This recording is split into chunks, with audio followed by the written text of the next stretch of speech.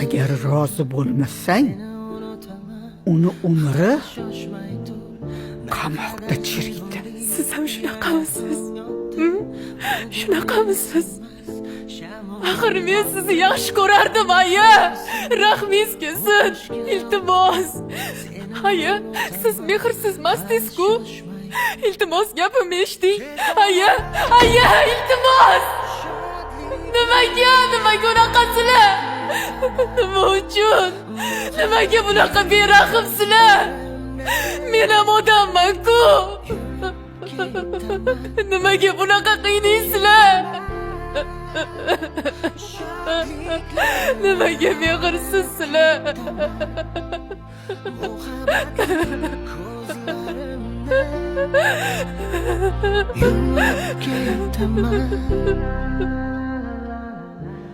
Arslonni yer tagidan bo'lsa ham top.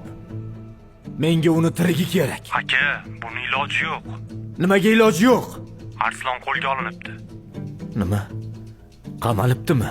Yo'q, hozir tergovda ekan.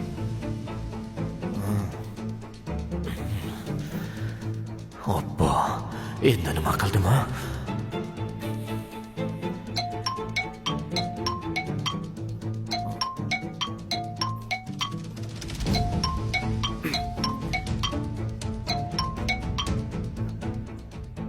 Assalomu alaykum dadajon.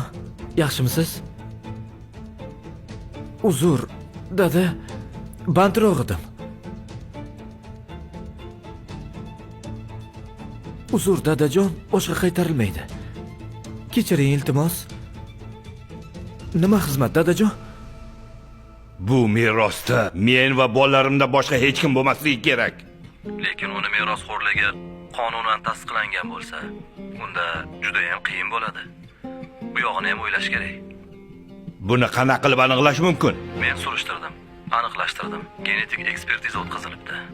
Tashxis natijalariga ko'ra, u rostdan ham akangizni qizi ekan. Padaringga la'nat. O'zingizni bosing. Lekin hali rasman hech narsa uni nomiga o'tgani yo'q. Lekin DNK natijalari chiqdi-ku. Bu degani ertami kechmi u merosxo'r bo'ladi. Bundan buyog'iga hammasi onangiz vasiyatiga bog'liq bo'ladi. Merosni uni nomiga rasmiylashtirsa, rostdan ham hammasi uniki bo'ladi. Lekin Nima lekin? siz onangizni vafotidan keyin u qiz bilan sudlashishingiz mumkin. O'shanda merosni bir qismini bo'lishib olasiz. Shunaqa narsalarga hech toqatim yo'q-da. Unda onangiz o'zi tirikligida merosni ikkalangizga bo'lib berish kerak bo'ladi. Onam hech qachon bunaqa qilmaydi. Mayli, unda men boshqa yana biror bir yo'lini o'ylab ko'raman. Siz bu yoqdan xavotir olmang. Biror chorasi topiladi. Tezlashtir. Xo'p. Buvingiz meni sizga turmushga chiqishimni xohlayaptilar. Lekin men sizga turmushga chiqa olmayman. Iltimos, menga unaqa qaramang. Men sizni nogiron bo'lganingiz uchun unaqa demayapman. Rostdan.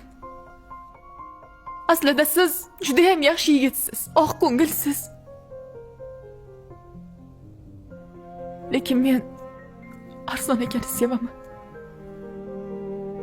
Chunki biz u bilan birga katta bo'lganmiz. U juda ham yaxshi yigit. To'g'ri, o'g'irligi bor, lekin vaziyat sabab. Aslida juda ham yaxshi inson. Bilasizmi, aslida biz